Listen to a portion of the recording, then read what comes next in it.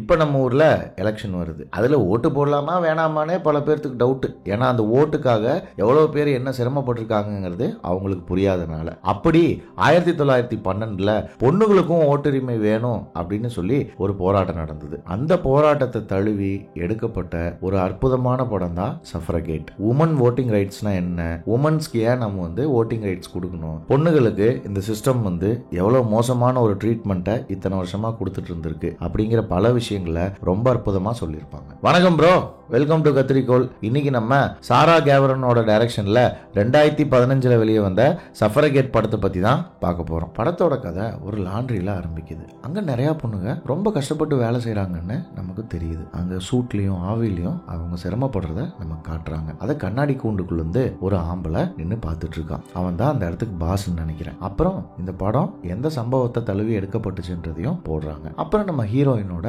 Introduction. Heroine மாடு அந்த லாண்ட்ரியில வேலை செஞ்சுட்டு அங்கிருந்து பஸ் பிடிச்சு கையில ஒரு பார்சல் வச்சுட்டு ஏதோ டெலிவரி கொடுக்கறதுக்காக போறான். அப்ப ரோட்ல நிறைய பேர் நடந்து போயிட்டு இருக்காங்க. அப்போ ஒரு கடையை பார்த்து நிக்கிறா. அந்த கடையில பொண்ணுங்க மாதிரி இருக்கிற பொம்மைகள் நிறைய உள்ள இருக்கு. திடீர்னு யாரோ ஒரு கல் எடுத்து அந்த கண்ணாடியை உடைக்கிறாங்க. மாடு அப்படியே பதறி போயிடுறான். அவன் நடுங்கி தடுமாறி பஸ்ஸை பிடிச்சு வீட்டுக்கு போயிடுறான். ஆனா அவன் ரொம்ப பயந்து போயிடுறான். வீட்டுல அவளோட ஹஸ்பண்ட் சன்னி அவனும் அங்க இருக்கான். அவனும் லாண்ட்ரியில தான் வேலை செய்யறான். அப்போ அவங்ககிட்ட நடந்த விஷயத்த சொல்றான். சொல்லும் போது சன்னி சொல்றான், நாளைக்கு நான் போய் இந்த பார்சலை டெலிவரி பண்ணிடுறேன், நீ கவலைப்படாத அப்படின்னு சொல்லிட்டு தூங்க போயிடுறாங்க. அடுத்த நாள் பையன் ஜார்ஜ ரெடி பண்ணிட்டு மாடு வழக்கம் போல வேலைக்கு போறான். இதுக்கு இடையில யாரோ வீட்டுல ஏதோ இன்ஃபர்மேஷன்லாம் போட்டுட்டு போற மாதிரி காட்டுறாங்க. அவங்க யாரு என்னன்னு நமக்கு தெரியல. இப்போ இங்க ஃபேக்டரியில மில்லரை அந்த ஓனர் பயங்கரமா திட்டிட்டு இருக்கான். அவன் ஏன் திட்டுறான்னா, எல்லா பொண்ணுகளையுமே அவன் ஒரு மாதிரி தப்பா தான் ட்ரீட் பண்ணுவான். இதை மாவுடு பார்த்து அவளை அங்கிருந்து காப்பாத்தி விடுறான். சன்னி இதை நோட் பண்றான். ஆனா பெருசா எந்த ரியாக்ஷனும் கண்டுக்கல. இவங்க வேலையை முடிச்சுட்டு போகும்போது பார்த்தா அங்க ஒரு பொண்ணு, யாருன்னே நமக்கு தெரியல, இந்த மாதிரி நம்மளோட ரைட்ஸ்க்காக நம்ம தான் போராடணும், நமக்குன்னு ஓட்டு உரிமை வேணும், நம்மளும் மனுஷ ஜென்மங்க தான், நம்மளுக்கும் ஆம்பளைகளுக்கு இருக்கிற ரைட்ஸ் நமக்கு வேணும் அப்படின்லாம் பேசிட்டு இருக்காங்க. பேசிட்டு இருக்கும்போது எதுக்கு இதெல்லாம் பேசிட்டு அப்படின்னு சொல்லிட்டு நம்ம ஹீரோயின் மவுடு அதை பத்தி பெருசா கண்டுக்கல. அவளுக்கு இன்ட்ரெஸ்ட் இருந்தாலும் வீட்டுக்கு போயிடுறா. வீட்டுக்கு போனா வீட்டுல ஜாலியா 3 பேரும், அதாவது மாடு, சன்னி, அதுக்கப்புறம் ஜார்ஜ், 3 பேரும் ஜாலியா விளையாடுறாங்க. முடிச்சிட்டு அடுத்த நாள் ஜார்ஜ் ஒரு ஹாஸ்பிட்டல் கூட்டிட்டு போறான். ஹாஸ்பிட்டல்ல ஜார்ஜ் எல்லாம் செக் பண்றான். செக் பண்ணா அங்கேயே இருக்கிற டாக்டர் பார்த்தா இதே மாதிரி உமன் ரைட்ஸுக்கு போராடுற ஒருத்தவங்க தான். அப்புறம் அங்கிருந்து முடிச்சுட்டு வந்தா அடுத்த சீன்ல இங்க போலீஸ் ஹெட் குவார்டர்ஸ்ல ஒரு விஷயம் நடக்குது. என்னன்னா, அப்பதான் அந்த காலத்துல சின்ன கேமரா முத போலீஸ் டிபார்ட்மெண்டோட யூஸுக்கு வருது. அவங்க அங்க எடுக்கிற போட்டோஸ் எல்லாம் காட்டுறாங்க. காமிச்சு இவங்க எல்லாம் தான் பொண்ணுங்களுக்கு ஓட்டிங் ரைட்ஸ் வேணும்னு சொல்லி பிரச்சனை பண்ணிக்கிட்டு இருக்கவங்க, இவங்க எல்லாத்தையும் போட்டோ எடுத்திருக்கும் பாருங்கன்னு காமிக்கும் போது நம்ம ஹீரோயின் மவுடோட போட்டோவும் அங்க இருக்கும். அடுத்த சீன்ல அவ எதர்ச்சியா பாஸோட ரூமுக்கு வேலை செஞ்சுட்டு இருக்கும்போது போனா அந்த சின்ன பொண்ணு, மில்லரோட சின்ன பொண்ணு மேகி, அவளை செக்ஷுவலா ஹராஸ் பண்ணிருப்பான் அந்த ஓனர். அதை பார்த்துட்டு நடுநடுங்கி மாடு கீழே வந்துருவா. அப்ப நமக்கு புரியும் என்னன்னா, மேகியை பண்ண மாதிரியே தான் இவன் மாடையும் பண்ணியிருக்கான்னு. ஏன்னா மாடு சின்ன வயசு, அதாவது 13 வயசுல இருந்தே இந்த லாண்ட்ரியில தான் இருக்கான்னு. அப்ப மேகி சொல்லுவா, நாளைக்கு உமன் ரைட்ஸ்க்காக நான் பேச போறேன் அப்படின்னு. அப்ப மேகியை பார்த்து எல்லாரும் சிரிப்பாங்க. ஆனா அப்ப மவுடு ஒரு தைரியம் சொல்லுவா, நானும் வரேன் உன் கூட, நீ பேசும்போது நான் உன்னை பாக்குறேன் உன் பக்கத்துல இருந்து அப்படின்னு. அடுத்த நாள் 2 பேரும் அந்த இடத்துக்கு போவாங்க. பார்த்தா அவ மூஞ்சி கிஞ்சி எல்லாம் கிழிஞ்சு வருவா. வயலட் என்ன பண்றதுன்னே தெரியாது. இந்த மாதிரி சூழ்நிலையில அங்க போய் வாக்குமூலம் கொடுக்க முடியாதுன்றதுனால வேற வழி இல்லாம மாட அந்த வாக்குமூலத்தை கொடுக்க சொல்லுவாங்க. அப்ப அங்க இருக்கிற கவுன்சில் இருக்கவங்க என்ன சொல்லுவாங்கன்னா, எனக்கு உன்னோடைய வாக்குமூலம் தான் வேணும் அப்படின்னு சொல்லும்போது அவ சொல்லுவா, அந்த லாண்ட்ரியில எவ்வளவு கஷ்டப்பட்டு பொண்ணுங்க வேலை செய்யறாங்க, எவ்வளவு பேர் அங்க இறந்து போறாங்க, எவ்வளவு கம்மியான சம்பளத்துக்கு வேலை செய்யறாங்க, ஆம்பளைகளை விட அதிகமான வேலை செய்யறோம், ஆனா சம்பளம் எங்களுக்கு கம்மியா தான் கிடைக்குது இப்படின்னு அவன் மனசுருகி நிறைய விஷயங்கள் அந்த இடத்துல சொல்லுவா. அந்த இடத்துல அவ சொல்லி முடிக்கும் போது நமக்குமே ஒரு சொட்டு கண்ணீர் வரும். அடடா, இவ்வளவு சிரமப்படுறாங்களே இந்த பொண்ணுங்க அப்படின்னு. அங்க இருக்கவங்களுக்கும் ஒரு செகண்ட் இவ பேசுறது உண்மைதானே, இவளுடைய கஷ்டம் நியாயம் தானே அப்படின்ற ஒரு எண்ணம் வரும். பேசி முடிக்கும் போது அந்த இடத்துல அந்த போலீஸ்காரன் இருக்கிறத காட்டுவாங்க. பேசி முடிச்சுட்டு மாடு வீட்டுக்கு வீட்டுக்கு போய் சன்னி கிட்ட சொல்லுவா, நான் வந்து ஜார்ஜ் கிட்டேயே பேசினேன், அவ்வளோ பெரிய கவர்மெண்ட் ஆபீசர் கிட்டேயே நான் வந்து பேசினேன் அப்படின்னு. இது நமக்கு தேவையில்லாத வேலை, நான் உன்னுடைய நல்லதுக்கு தான் சொல்றேன், உனக்கு புரியும்னு நினைக்கிறேன் அப்படின்னு சொல்லி சன்னி வந்து அவளை அட்வைஸ் பண்ணி படுக்க வைப்பான். அடுத்த நாள் வயலட்டும் மாடும் வழக்கம் போல போவாங்க. ஆனா இந்த வாட்டி அந்த டாக்டர் கிட்ட வயலட் வந்து மாடை கூட்டிட்டு வருவா. கூட்டிட்டு வந்து என்ன சொல்லுவான்னா, இங்க நடக்கிற பிரச்சனைகளுக்கெல்லாம் நம்ம தான் தீர்வு அப்படின்னு மாடை அவளுடைய தாட் ப்ராசஸ மாத்த ட்ரை பண்ணுவாங்க. அவளும் கொஞ்சம் கொஞ்சமா மாறிட்டே இருப்பா. அப்ப வந்து இவங்க போய் பேசிட்டு வந்தாங்க இல்லையா, அதுக்கான தீர்ப்பை இன்னைக்கு கொடுக்கறதா இருக்கும் ஒரு இடத்துல. அங்க நிறைய பொண்ணுங்கள்லாம் கூடி இருப்பாங்க. இவங்களுக்கு பாசிட்டிவான ஒரு விஷயம் நடக்க போகுது, ஓட்டிங் ரைட்ஸ் உங்களுக்கு கிடைக்க போகுது அப்படிங்கிற எதிர்பார்ப்புல எல்லாருமே அந்த இடத்துல கூடி இருப்பாங்க. ஆனா அங்க நடக்கிறது வேற ஒன்னா இருக்கும். இவங்களுக்கு ஓட்டிங் ரைட்ஸ் கிடைக்காது. கிங்கு வந்து கொடுக்க மாட்டேன்னு சொல்லிடுவாரு. அந்த இடத்துல பயங்கர கலவரம் ஆயிரும். அங்க இருக்கிற போலீஸ்காரங்கெல்லாம் அங்க இருக்கிற பொண்ணுகளை பயங்கரமா போட்டு அடிச்சு டார்ச்சர் பண்ணிடுவாங்க. சில பேர்த்துக்கு மண்டையெல்லாம் உடைஞ்சிரும், சில பேர்லாம் ரொம்ப கதறுவாங்க என்ன விட்டுருங்கன்னு. ஆனாலும் அடி போட்டு வெளுத்துருவாங்க. அங்க இருக்கிற போலீஸ்காரங்களே கூட ஒரு 2 சொட்டு கண்ணீர் விட்டுருவாங்க. அப்போ ஒரு எம்பியோட ஒய்ஃப் இவங்கள பெயில் எடுக்க ட்ரை பண்ணுவா. ஆனா அந்த எம்பி வந்து நீ எனக்கு பொண்டாட்டி, முதல்ல இங்கிருந்து கிளம்பி வா அப்படின்னு சொல்லி அவன் இழுத்துட்டு போயிடுவான். நம்ம மாடையும் தூக்கி ஜெயில போடுறதுக்காக உள்ள உட்கார வச்சிருப்பாங்க. அப்போ வந்து இந்த போலீஸ்காரர் வருவார், இன்ஸ்பெக்டர் ஆர்த்தர். இருக்கிறதுலேயே அவர் கொஞ்சம் மனிதாபிமானம் உள்ள மனுஷனா தெரிவார். அவர் வந்து மாடு கிட்ட சொல்லுவாரு, இதெல்லாம் உனக்கு தேவையில்லாத விஷயம், நீ மாட்டிக்கிட்ட, ஆனா இப்ப வேற வழி இல்ல, ஒரு வாரம் இங்க இருந்துதான் ஆகணும் நீ அப்படின்னு சொல்லிட்டு அவர் போயிடுவார். அவரால் எதுவும் செய்ய முடியாது, நான் ஜஸ்ட் அன் ஆபீசர் தான் அப்படின்னு. அங்க போனா உள்ள பொண்ணுகளை ட்ரெஸ்ஸுக்கு எல்லாம் அவுத்து ஒரு மாதிரி ரொம்ப மோசமா ட்ரீட் பண்ணுவாங்க. இங்க சன்னிய எல்லாருமே வேலை செய்யற இடத்துல உன் பொண்டாட்டி உன் கண்ட்ரோல்ல வைக்க தெரியாதவன்டா நீ அப்படின்னு சொல்லி கிண்டல் பண்ணுவாங்க. அப்பதான் நம்ம மாடுக்கு ஜெயில்ல அங்க இருக்கிற கைதிகளோட பழக்கம் ஏற்படும். அங்க இருக்கிற கைதிகள்லாம் நிறைய பேர் யாருன்னா இந்த போராட்டத்துல ஆல்ரெடி உள்ள வந்தவங்க தான். பொண்ணுங்களுக்கு ஓட்டிங் ரைட்ஸ் வேணுங்கிற போராட்டத்துல முன்னாடியே உள்ள வந்தவங்க தான். அப்புறம் ஒரு 4-5 நாள் கழிச்சு மாடு வந்து ரிலீஸ் ஆகி வருவா. ஆனா மாடை வெல்கம் பண்றதுக்கு வயலட்டை தவிர யாருமே வந்திருக்க மாட்டாங்க. அவன் ஹஸ்பண்ட் வந்திருக்க மாட்டான். வீட்டுக்கு போய் கதவை தட்டுவாங்க. ஆப்போசிட் வீட்டுக்காரி கூட மாடு கூட பேச மாட்டான். அதுக்கப்புறம் சன்னி வந்து கதவை திறப்பான். திறந்தா, இனிமே இந்த மாதிரி எல்லாம் பண்ணாத, இதுவே கடைசியா இருக்கட்டும், இனிமே நம்ம ஃபேமிலி தான் நமக்கு முக்கியம், புரிஞ்சுக்க மாடு, இதனால பையனோட லைஃபும் பாதிக்கப்படும் அப்படின்னு மாடுக்கு அட்வைஸ் பண்ணுவான். ஆனா அவளுக்கு மனசுல நம்ம பண்ணது தப்பு இல்லையே அப்படின்னு தான் தோணும். அதுக்கப்புறம் அடுத்த நாள் வேலையில் இருக்கும்போது பார்த்தா வயலட் வந்து வேலையை விட்டு போயிடுவா. அவ பொண்ணை மட்டும் அங்க விட்டுட்டு மேகியை விட்டுட்டு ஓட் ஃபார் உமன் ரைட்ஸ்னு சொல்லிட்டு போயிடுவா. அப்புறம் மாடு வந்து அதை பார்த்துட்டு என்ன பண்றதுன்னு தெரியாம நின்றுட்டு இருப்பா. அப்ப மாடு அங்கிருந்து வேலையிலிருந்து வரும்போது வயலட் வந்து இந்த மாதிரி உமன் ரைட்ஸ்க்கு நம்ம போராடித்தான் ஆகணும், நாளைக்கு ஒரு விஷயம் இருக்கு, நீ அதுக்கு வந்துதான் ஆகணும் அப்படின்னு சொல்லுவா. வீட்டுல வந்து மாடு வந்து படுத்துட்டு சன்னி கிட்ட கேட்டுட்டு இருப்பா, நமக்கு ஒரு பொண்ணு பிறந்திருந்தா எப்படி இருந்திருக்கும்னு. அவளும் உன்ன மாதிரி தான் இருந்திருப்பா, தேவையில்லாத விஷயத்த பேசாத அப்படின்னு சொல்லிட்டு அங்கிருந்து சன்னி எந்திரிச்சு போயிடுவான். அடுத்த நாள் வந்து பார்த்தா பேங்க்ரஸ்ட்னு சொல்லிட்டு இந்த போராட்டத்துக்கான தலைவி, அவளை மீட் பண்றதுக்கு தான் நேத்து வந்து வயலட் வந்து மாடை வர சொல்லியிருப்பா. அந்த இடத்துக்கு போவாங்க. அவங்க சீக்கிரட்டா மீட் பண்ணுவாங்க. அது ஒரு சின்ன கூட்டம், சீக்கிரட்டிவான கூட்டம். இவங்களை பிடிக்கிறதுக்கு போலீஸும் ஒரு சைடில் ரெடி ஆயிட்டு இருக்கும். அந்த அம்மா வந்து உமன் ரைட்ஸை பத்தி பேசுறதெல்லாம் மாடு வந்து அவ்வளோ ஆசையா கேட்டுக்கிட்டு இருப்பா. அங்க எமிலியும் மாடுக்கு பழக்கமாவாங்க. அவங்க எல்லாரும் சேர்ந்து அந்த இடத்துல வந்து உமன் ரைட்ஸ் பத்தி பேசிட்டு இருக்கும்போது போலீஸ் வந்து அந்த இடத்த ட்ராக் பண்ணி வந்துருவாங்க. அப்போ வந்து அந்த உமன் ரைட்ஸ் லீடரான பேங்க்ரஸ்ட்டை அரெஸ்ட் பண்றதுக்கு வரும்போது மாடு வந்து அவங்கள காப்பாத்தி எமிலியோட சேர்ந்து அப்படியே அனுப்பிச்சு வச்சிருவா. அனுப்பிச்சு வச்சுட்டு மாடு அங்கிருந்து தப்பிக்கலான்னு முயற்சி பண்ணும்போது என்ன ஆகும்னா மாட்டிப்பா. ஆனா இந்த வாட்டி என்னன்னா ஜெயில போட மாட்டாங்க. அந்த போலீஸ்கார இன்ஸ்பெக்டர் ஆர்த்தர் என்ன சொல்லிடுவான்னா, இவங்களெல்லாம் அவன் புருஷங்கிட்ட கொண்டு போய் விட்டுருங்க, அவங்க பார்த்துக்கிட்டோம் அப்படின்னு. மாடை கொண்டு வந்து இறக்கி விடுவாங்க. அப்ப சொல்லுவா மாடு, நீ ஏன் இந்த மாதிரி பண்ண அப்படின்னு சன்னி கேட்கும் போது, இல்ல நான் பண்ணது ஒன்றும் தப்பு இல்லையே, நீ என் பொண்டாட்டியா நீ முதல்ல நடந்துக்கோ அப்படின்னா, இல்ல நான் உனக்கு பொண்டாட்டி மட்டும் இல்லை அப்படின்னா, அப்ப என் பொண்டாட்டி மட்டும் இல்ல, இனிமே நீ இந்த வீட்டுக்குள்ள நீ வர வேணாம், நீ கிளம்பு அப்படின்னு சொல்லி அவளை அனுப்பிச்சு விட்டுறான். வெளியே துரத்தி விட்ட மாடு என்ன பண்றதுன்னு தெரியாம வயலட்டை போய் பார்க்கும்போது வயலட் வந்து ஒரு இடம் கொடுத்து அவளை தங்க வச்சு சில மோட்டிவேஷனலான கதைகளை சொல்றான். இந்த போராட்டத்தில் இருக்கிறவங்க எல்லாம் எவ்வளவு சிரமப்பட்டுக்கிட்டு இருக்காங்க, எவ்வளவு கஷ்டப்பட்டுக்கிட்டு இருக்காங்க, அவங்களுக்கு இந்த அசோசியேஷன் எப்படி ஹெல்ப் பண்ணுது, கவர்மெண்ட் எப்படி அவங்கள கீழே இன்னும் போட்டு நசுக்க பாக்குதுன்னு எல்லாம் சொல்லி அவளை அங்க ரெஸ்ட் எடுக்க வைக்கிறான். அடுத்த நாள் வந்து மாடு வேலைக்கு போறா. அவளுடைய போட்டோ வந்து பேப்பர்ல வருது, வாண்டட் லிஸ்ட்ல இருக்கவா இவெல்லாம் மோசமான பொண்ணு, அப்படின்னு. அப்போ அங்க அந்த ஓனர் வரான், அந்த மட்டமான ஓனர் வந்துட்டு அந்த போட்டோவை காமிச்சு, இனிமே உனக்கு வேலை கிடையாது, இங்க கிளம்பு அப்படின்னு சொல்லி அவ இடுப்பு எல்லாம் தடவி செக்ஸுவலா அவளை ஹராஸ் பண்ண ட்ரை பண்றா. அவளுக்கு செம்ம கோவம் வருது. கோவம் வந்து எடுத்து கொதிக்கிற அயன் பாக்ஸ் எடுத்து கையில வச்சு தேய்ச்சிடுறா. ஓடா வெண்ண, நீயும் வேணாம் உன் வேலையும் வேணான்ட்டு அங்கிருந்து அவன் மேல அயன் பாக்ஸை போட்டுட்டு மாடு கிளம்பி வந்துடுறான். போலீஸ் அவளை பிடிச்சிடுறாங்க. பிடிக்கும் போது அந்த இன்ஸ்பெக்டர் ஆர்த்தர் வந்து மாடு கிட்ட ஒரு டீல் பேசுறாரு. அங்க நடக்கிற விஷயங்கள் எல்லாம் நீ கொண்டு வந்து என்கிட்ட இப்ப நீ சொன்னீன்னா உனக்கு நான் வந்து இந்த கிரைமுக்கும் இந்த பனிஷ்மெண்ட் இல்லாம நீ தப்பிச்சுக்கலாம். அப்படி சப்போஸ் நீ எனக்கு ஹெல்ப் பண்ணலன்னா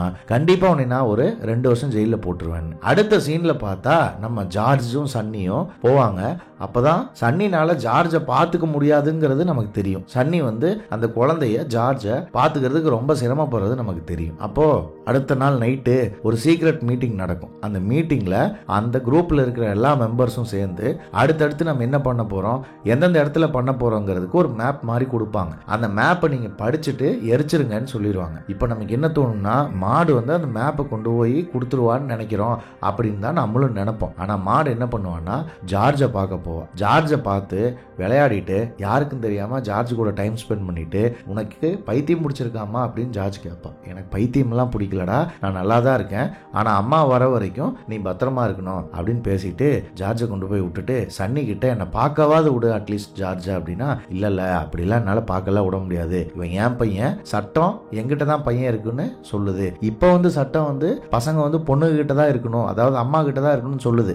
ஆனா அப்போ வந்து சட்டம் வந்து குழந்தைக்கு வந்து அப்பா கிட்ட இருக்கணும் தான் சொல்லுச்சு. ஸோ சட்டப்படி தான் நான் நடந்துக்கிறேன் அப்படின்னு சொல்லி கதவை சாத்திடுவோம். அப்போ வந்து மாடு ஒரு முடிவு எடுப்பான். அந்த முடிவு யாருமே எதிர்பார்க்காத ஒரு முடிவா இருக்கும். என்னன்னா, அவன் வந்து அந்த போலீஸ் இன்ஸ்பெக்டருக்கு ஆர்த்தருக்கு ஒரு லெட்டர் எழுதுவான். அந்த லெட்டர்ல அவன் என்ன சொல்லுவான்னா, நான் ஒன்னும் துரோகி கிடையாது, நான் ஒன்னும் கோலை கிடையாது, இந்த போராட்டத்துக்காக நிறைய பேர் உயிரை கொடுத்து இங்க வேலை செஞ்சுக்கிட்டு இருக்கும் போது நான் என்னுடைய சுயநலத்துக்காக காட்டி கொடுப்பேன்னு நீங்க நினைச்சீங்கன்னா அது தப்பு, நான் கண்டிப்பா அதை காட்டி கொடுக்க மாட்டேன் அப்படின்னு ஒரு லெட்டர் எழுதுறத ஆர்த்தர் படிச்சுக்கிட்டு இருக்கும் போதே பேரலா இங்க வந்து மாடு வந்து சன்னி வீட்டுக்கு முன்னாடி செம்ம மழை பெஞ்சிட்டு இருக்கும். அந்த மழையில நனைஞ்சுக்கிட்டே ஜார்ஜை பார்த்து ஹாப்பியா டான்ஸ் ஆடி அவனை சிரிக்க வச்சுட்டு இருப்பான். அப்ப ஆர்த்தர் வந்து டப்புன்னு கர்டைனை மூடி ஜார்ஜை தூங்க வச்சிருவான். அந்த லெட்டர்ல என்ன எழுதியிருக்கும்னா, இந்த சட்டத்தை நான் மதிக்கிறேன், ஆனா இந்த சட்டத்துக்கு எனக்கு சம்பந்தமே இல்லைங்கும் போது நான் ஏன் அதை மதிக்கணும், நானும் சட்டத்தை எழுதுற ஒரு ஆளா இருப்பேன் அப்படின்னு சொல்லி அந்த லெட்டர் முடியும். அந்த லெட்டரை படிச்சுட்டு இருக்கும் போதே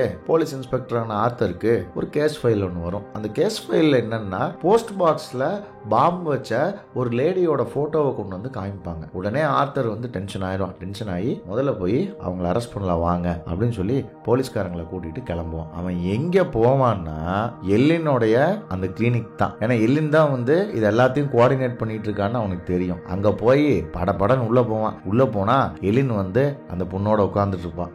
எலினை விட்டுட்டு அந்த பொண்ணை தூக்கிட்டு கிளம்பிடுவாங்க. அப்புறம் 3 பேர், அதாவது வந்து நம்ம எம்பியோட ஒய்ஃப், எடித்து, அதுக்கப்புறம் நம்ம மாடு, 3 பேரும் அடுத்த பிளானை பத்தி பேசிட்டு இருப்பாங்க. அடுத்த பிளான்னா என்னன்னா, மினிஸ்டர் வீட்டுல பாம்பு வைக்கிறதுன்னு. நான் இனிமே வரமாட்டேன், இதுக்கு நான் வரமாட்டேன் அப்படின்னு சொல்லி வயலட் வந்து அங்கிருந்து கத்திட்டு போவா. என்னடி என்ன இதுக்குள்ள இழுத்து விட்டுட்டு என்ன போராட விட்டுட்டு நீ போறேன்னு சொல்ற அப்படிங்கும்போது தான் வயலட் வந்து மாடு கிட்ட ஒரு உண்மையை சொல்லுவா, நான் பிரெக்னெண்டா இருக்கேன்னு. மாடுனால அதை புரிஞ்சுக்க முடியும். அதுக்கப்புறம் வயலட் அங்கிருந்து அனுப்பிச்சு விட்டுட்டு நேரா வந்து மாடு வீட்டுக்கு வருவா ஜார்ஜை பார்க்கலான்னு. அங்கதான் ஒரு செம்ம பெரிய ஷாக் இருக்கும். என்னன்னா, சன்னி வந்து ஜார்ஜை தத்து கொடுக்கறதுக்கான எல்லா ஏற்பாட்டையும் பண்ணியிருப்பான். தத்து எடுக்கிறவங்க அங்க வந்துருவாங்க. அவங்க முன்னாடியே மாடு வந்து அழுதுகிட்டு ஜார்ஜுக்கு ஒரு கிஃப்டை கொடுத்துட்டு, நீ எக்காரணத்தை கொண்டும் என்ன மறந்துடாத ஜார்ஜ், நீ பெரியவனானதுக்கு அப்புறம் கண்டிப்பா நீ வந்து என்ன பார்க்கணும், என்ன மறந்துடாத அப்படின்னு சொல்லி அவன் பேசிக்கிட்டு இருக்கும் போது அவகிட்ட இருந்து ஜார்ஜை பிடிங்க அவன் கொடுத்துருவான். அதுக்கப்புறம் மாடு வந்து சன்னியை போட்டு செம்மடி அடிச்சுட்டு ஏன்டா இப்படி பண்ண அடிச்சுட்டு அங்கிருந்து போயிடுவான். இங்க எடித்து அந்த டாக்டர் வெடிகுண்டை ரெடி பண்ணிட்டு இருப்பா. அந்த வீட்டுல வெடிகுண்டு வைக்க போறாங்களே அதுக்கு. அப்ப அவன் ஹஸ்பண்ட் வந்து சொல்லுவான், உன் ஹார்ட் ஆல்ரெடி வீக்கு, இருந்தாலும் நீ ஏன் இப்படி பண்ணிட்டு தெரியுன்னு எனக்கு தெரியல அப்படின்னு. அது கேட்க மாட்டா. அப்புறம் வெடிகுண்டு எல்லாம் ரெடி பண்ணிட்டு எமிலி, எடித்து, நம்ம மவுடு 3 பேரும் போய் ஒரு வீட்டுல குண்டை வச்சு வெடிக்க வச்சுட்டு வந்துருவாங்க. அடுத்த நாள் வந்து பார்த்தா போலீஸ் வந்து கரெக்டா மாடை அரெஸ்ட் பண்ணிடுவாங்க. ஏன்னா இவங்க தான் குண்டு வச்சிருக்காங்கன்னு அவங்களுக்கு தெரிஞ்சிருக்கும். ஏன்னா இவங்க தான் ஃபாலோ பண்ணிட்டு இருக்காங்களே. அப்ப அந்த மினிஸ்டர் வந்து கூப்பிட்டு வச்சு அந்த போலீஸ்காரனை கிளின்னு கிழிப்பான். இவங்களுடைய அட்டகாசம் தாங்க முடியல, நாளுக்கு நாள் இவங்க பாப்புலாரிட்டி அதிகமாயிட்டே வருது, இவங்களை நீ ஏதாவது பண்ணு, என்ன வேணா பண்ணுன்னு. அதுக்கப்புறம் அந்த போலீஸ்காரன் வருவான், வந்து நீங்க ஏன் இப்படி பண்ணிட்டு இருக்கீங்க, அங்க யாராவது உயிரோடு இருந்திருந்தா, யாராவது ஒரு ஆள் அந்த வீட்டுக்குள்ள இருந்திருந்தா அவங்களோட நிலைமை என்ன வருது, நீங்க ஏன் இந்த மாதிரி பண்ணிட்டு இருக்கீங்க அப்படிங்கும்போது, எங்களை மட்டும் நீங்க இத்தனை வருஷமா இதை தான் பண்றீங்க, எத்தனை பேர்த்த நீங்க அழிச்சிட முடியும், நாங்க எல்லா வீட்டுக்குள்ளயும் இருக்கோம், நாங்களும் ஹியூமன் பாப்புலேஷன்ல சரிபாதி இருக்கிற ஆளுக தான், அதனால நீங்க எங்களை ஒரே முட்டை அழிக்கணும்னா ஹியூமன்ஸே மொத்தமா அழிச்சாதான் உண்டு அப்படின்னு சொன்னும்போது மாடை தூக்கி ஜெயில போட்டுருவாங்க. ஆனா ஜெயில வந்து மாடு வந்து சாப்பிட மாட்டேன்னு உண்ணாவிரதம் இருப்பான். 5 நாள் இருப்பான். அந்த 5 நாள் உண்ணாவிரதம் இருக்கும்போது 5ஆவது நாள் வந்து டியூப்ல கொண்டு போய் உள்ள சொருகி, மூக்குல சொருகி அவளை சாப்பிட வைக்க ஃபோர்ஸ் பண்ணுவாங்க. மாடு வந்து ரொம்ப கஷ்டப்படுவா, வாந்தி எடுப்பா, தட்டி விடுவா, ஆனா விடமாட்டாங்க. இதை வெளியிருந்து ஆர்த்தர் போலீஸ்காரரை பார்த்துட்டு ரொம்ப அப்செட் ஆகி அந்த மினிஸ்டர் கிட்ட போய், ரொம்ப கேவலமா நம்ம நடத்துறவங்கள, இது கஷ்டமா இருக்கு சார் பாக்குறதுக்கு அப்படின்னா, நமக்கு வேற என்ன வழி இருக்கு, நீங்க போங்க அப்படின்னு சொல்லுவோம். அதுக்கப்புறம் ஒரு 5 நாள் கழிச்சு மாடை வந்து ரிலீஸ் பண்ணுவாங்க. எலிசபெத்தும் எமிலி எல்லாருமே வெளியே வந்துருவாங்க. அப்ப வயலட் வந்து மாடுக்கு சாப்பாடு கொண்டு வருவா. அவளை ஒரு சர்ச்சில் தங்க வச்சிருப்பாங்க. சர்ச்சில் தங்க வைக்கும் போதே என்ன ஆகும்னா, மாடுக்கு வந்து ஜார்ஜோட ஞாபகம் வந்துடும். அப்ப வந்து வயலட் சொல்லுவா, எனக்கும் பிரெக்னண்டா இருக்கேன், நானும் பிரெக்னண்டா இருக்கேன், ஆனா உன்னோட பெயின் என்னன்னு என்னால புரிஞ்சுக்க முடியுது அப்படின்னு சொல்லிட்டு அடுத்த சீன்ல வந்து பார்த்தா,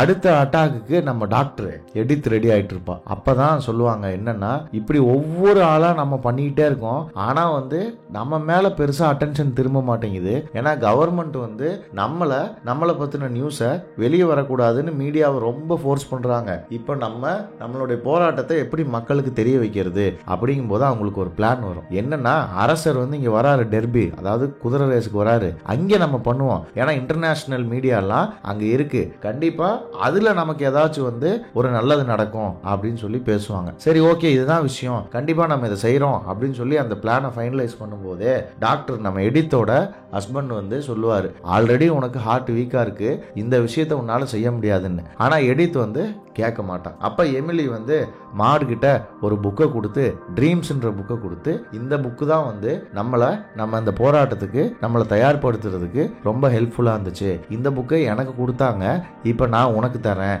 அப்படின்னு சொல்லி கொடுப்பா. அடுத்த நாள் அந்த போலீஸ் இன்ஸ்பெக்டர் கிட்ட போட்டோவை கொண்டு வந்து காட்டுவாங்க. மாடு வந்து இந்த மாதிரி ஒரு சர்ச்சில் தான் தங்கியிருக்கா, அவ வந்து பெருசா வேற எங்கேயும் போகல அப்படிங்கிற விஷயத்த சொல்லுவாங்க. அது சொல்லும் போதே போலீஸ் இன்ஸ்பெக்டருக்கு ஒரு டவுட் வந்துடும், இவங்க என்ன பண்றாங்கன்றத நம்ம தெரிஞ்சுக்கணுமே, நம்ம தெரிஞ்சுக்காம இருந்தோம்னா தப்பாயிரும், ஏன்னா இவங்க கண்டிப்பா சும்மா இருக்க போறது இல்ல அப்படிங்கிற ஒரு டவுட்ல மாடை தேடி சர்ச்சுக்கு போவாரு. இங்க அடுத்த நாள் வந்து அங்க அந்த அரசர் இருக்கிற இடத்துக்கு போய் அங்க இவங்க போராட்டத்துக்கான நோக்கத்தை எல்லா மீடியாவுக்கும் தெரியப்படுத்தணும்னு ஒரு பிளான் போட்டிருந்தாங்க இல்லையா, அந்த பிளானை எக்ஸிக்யூட் பண்றதுக்காக இவங்க எல்லாரும் கிளம்பிட்டு இருப்பாங்க. அப்படி கிளம்பிட்டு இருக்கும்போது எடித்தும் கிளம்பிட்டு இருப்பான். ஆனா அந்த டாக்டர் ஹஸ்பண்ட் அழகா எடித்த உள்ள வச்சு லாக் பண்ணி, உன்னை என்னால வெளியே அனுப்ப முடியாது, ஏன்னா நீ வந்து நிறைய பண்ணிட்ட, போதும், இதுக்கு மேல உன் ஹெல்த் தாங்காது அப்படின்னு சொல்லி பூட்டிடுவான். அதுக்கப்புறம் இந்த போலீஸ்கார இன்ஸ்பெக்டர் வந்து ஆர்த்தர் அங்க சர்ச்சுக்கு போவான். சர்ச்சுக்கு போனா அங்க மாடோடைய திங்ஸ் எல்லாமே இருக்கும். அதை பார்க்கும்போது அந்த பேப்பர்ல கிங்கு வர்றது போட்டிருக்கும். அப்பதான் அவனுக்கு ரியலைஸ் ஆகும், ஓ இவங்க ஏதோ கிங்கு வர இடத்துக்கு போய் பண்ண போறாங்க அப்படின்னு. அங்க கட் பண்ணா நம்ம மாடும் எமிலியும் மட்டும் அந்த இடத்துக்கு போயிருப்பாங்க. எடித்து தான் நம்ம டாக்டர் வந்து வச்சு லாக் பண்ணிட்டாரு. அப்ப 2 பேர் மட்டும் அங்க இருப்பாங்க. எப்படியாவது கிங்கு பக்கத்துல போக ட்ரை பண்ணுவாங்க, ஆனா அவங்களால போக முடியாது, லாக் பண்ணிடுவாங்க. ஏன்னா நீங்க இதுக்கு மேல என்ட்ரி கிடையாது மேம் இந்த பாஸ்க்குன்னு. கரெக்டா அந்த டைமுக்கு நம்ம ஆர்த்தரான போலீஸ்காரரு உள்ள வந்துருவாப்ல. உள்ள வந்தா அங்க குதிரைகள்லாம் அணிவகுத்து வரும். அந்த இடத்துல ஒரே பரபரப்பா இருக்கும், பயங்கர கூட்டமா இருக்கும். வேற ஒரு இடத்துல மீடியாவுடைய கேமரா இருக்கும், அதை ரீச் பண்ணலான்னு போகும்போது ஆர்த்தர் அங்க பக்கத்துல வந்துருவாரு. எமிலியும் மாடும் அந்த இடத்த எப்படியாவது ரீச் பண்ணணும், கேமராவுக்கு எப்படியாச்சும் நம்ம சொல்லிடணும் ட்ரை பண்ணிட்டு இருக்கும்போது திடீர்னு குதிரை ரேஸ் ஓடிட்டு இருக்க எமிலி டப்புன்னு சண்டை போடுறத மட்டும் நிறுத்திடாதீங்க அப்படின்னு சொல்லிட்டு குதிரைக்கு முன்னாடி போய் விழுந்துருவா. விழுந்து குதிரை அடிச்சு அதே இடத்துல எமிலி இறந்துருவா. மாடுக்கு பேச்சே வராது, ஸ்டன் ஆகி அழுதுகிட்டு எல்லாத்தையும் பறி கொடுத்த மாதிரி அவளுக்கு இருக்கிற பெரிய பெரிய வேதனைகள் எல்லாமே அடைச்சு போய் அவனால வாயே பேச முடியாத அளவுக்கு ஆகி அங்கிருந்து அவன் நடந்து போயிடுவா. போலீஸ்காரனும் அவளை பார்த்துட்டு இருப்பா. நடந்து போக போக திடீர்னு ஒரு ஞாபகம் வரும். அவ வேலை செஞ்சுட்டு இருந்த லாண்ட்ரிக்கு போவா. ஏன்னா அங்கதான் மேகி இருக்கா. அவ